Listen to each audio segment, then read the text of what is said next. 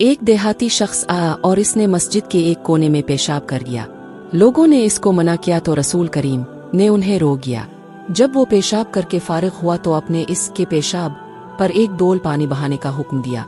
रसूल करीम के पास एक बुच्चा लाया गया। इसने अब के कपड़े पर पेशाब कर दिया तो आप ने पानी मंगाया और इस पर डाल दिया।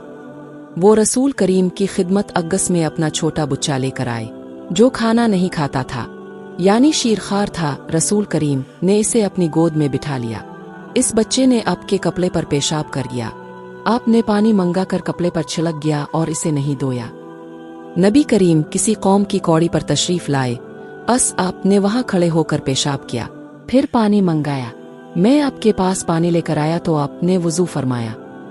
एक मर्तबा मैं और रसूल करीम जा रहे थे कि एक कौम की कौड़ी पर जो एक दीवार के पीछे थी पहुंचे तो आप इस तरह खड़े हो गए जिस तरह हम तुम में से कोई शख्स खड़ा होता है।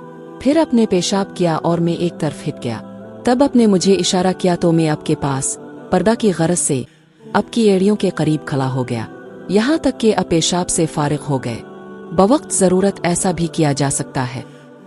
अबू मूसा अशरी पेशाब के बारे में सख्ती से काम लेते थे और कहते थे कि बनी इसराइल में जब किसी के कपड़े को पेशाब लग जाता तो इसे काट डालते।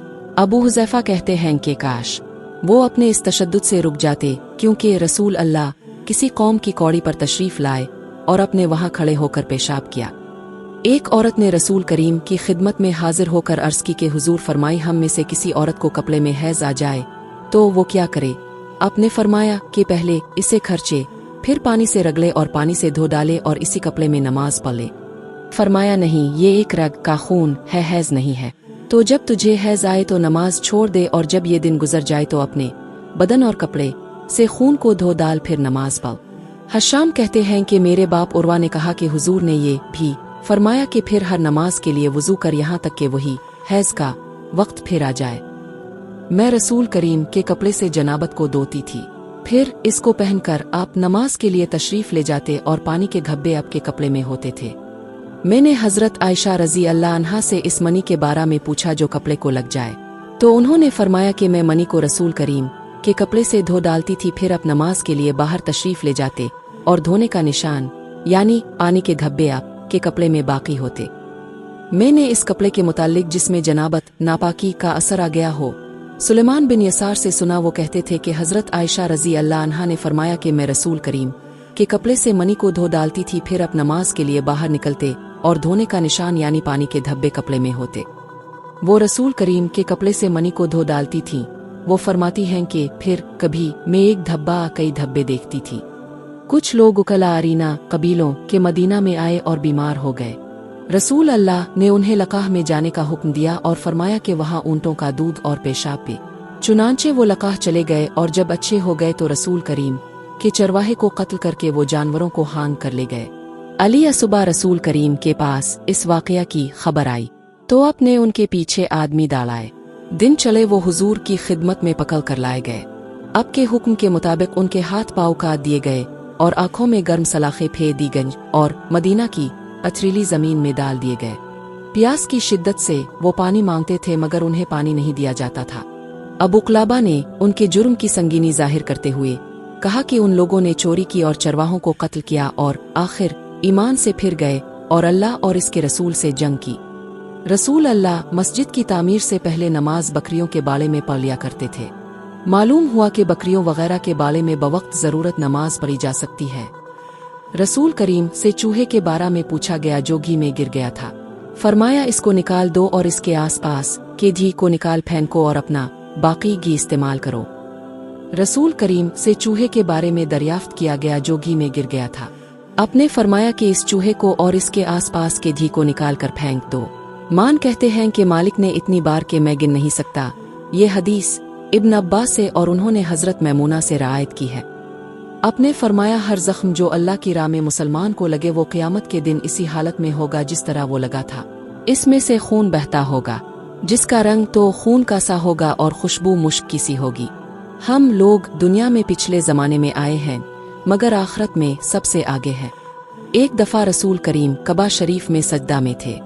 एक दूसरी सनद से हमसे अहमद बिन उस्मान ने बयान किया, कहा हमसे शरी बिन मुस्लिमा ने कहा हमसे इब्राहिम बिन यूसुफ ने अपने बाप के वास्ते से बयान किया, वो अबू इसहाक से रियायत करते हैं। उनसे उमरो बिन मीमून ने बयान किया कि अब्दुल्ला बिन मसूद ने उनसे हदीस बयान की कि एक दफ़ा रसूल करीम कबा के नज़दीक नमाज पढ़ रहे थे और अबू जहल और इसके साथी भी वही बैठे हुए थे, तो उनमें से एक ने दूसरे से कहा कि तुम में से कोई शख्स है जो कबीले की जो ऊँटनी ज़बह हुई है इसकी ओजरी उठा लाए और लाकर जब मोहम्मद सजदा में जाए तो उनकी पीठ पर रख दे। ये सुनकर उनमें से एक सबसे ज्यादा बदबख्त आदमी उठा और वो चुजरी लेकर आया और देखता रहा। जब अपने सजदा किया तो इसने इस चुजरी को आपके दोनों कंधों के दरमियान रख दिया। अब्दुल्ला बिन मसूद कहते हैं, मैं ये सब कुछ देख रहा था मगर कुछ ना कर सकता था। काश इस वक्त मुझे रोकने की ताकत होती। अब्दुल्ला कहते हैं कि वो हंसने लगे और हंसी के मारे लू पोट होने लगे और रसूल अल्लाह सजदा में थे, बोझ की वजह से अपना सर नहीं उठा सकते थे। यहाँ तक कि हजरत फातिमा रजी अल्लाह अन्हा आई और वो बोझ आपकी पीठ पर से उतार कर फेंका। तब आप ने सर उठाया, फिर 3 बार फरमाया अल्लाह, तो कुरैश को पकड़ ले। ये बात उन काफरों पर बहुत भारी हुई कि आप ने उन्हें बद्दुआ दी।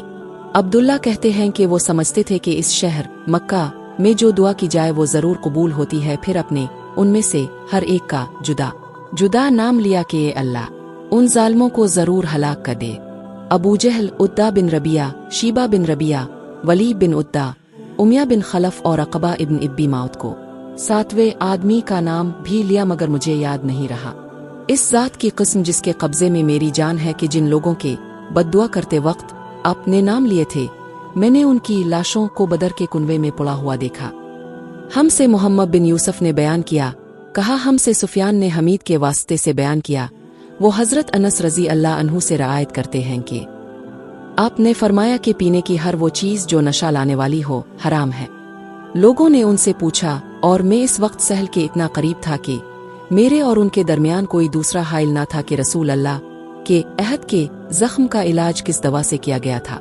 उन्होंने कहा कि इस बात का जानने वाला अब मुझसे ज्यादा कोई नहीं रहा।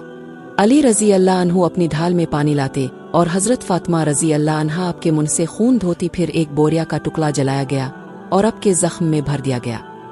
रसूल करीम ने फरमाया कि जब तुम अपने बिस्तर पर लेटने आओ तो इस तरह वुजू करो जिस तरह नमाज के लिए करते हो। फिर दाहिनी करवा पर लेट कर यूं कहो, ए अल्लाह, मैंने अपना चेहरा तेरी तरफ झुका दिया, अपना मामला तेरे ही सुपुर्द कर दिया। मैंने तेरे सवाब की तवक्को और तेरे अजाब के डर से तुझे ही पुष्टपना बना लिया। तेरे सवा कहीं पना और नजात की जगह नहीं। ए अल्लाह, जो किताब तूने नाजिल की मैं इस पर ईमान लाया, जो नबी तूने भेजा मैं इस पर ईमान लाया। तो अगर इस हालत में इसी रात मर गया तो फित्र पर मरेगा और इस दुआ को सब बातों के अखीर में पा। हजरत बुराक कहते हैं कि मैंने रसूल अल्लाह के सामने इस दुआ को दोबारा पा। जब मैं आमने बुताबू अल्लाजी नज़लत पर पहुंचा तो मैंने वरसूलू का लफ्ज़ कह दिया।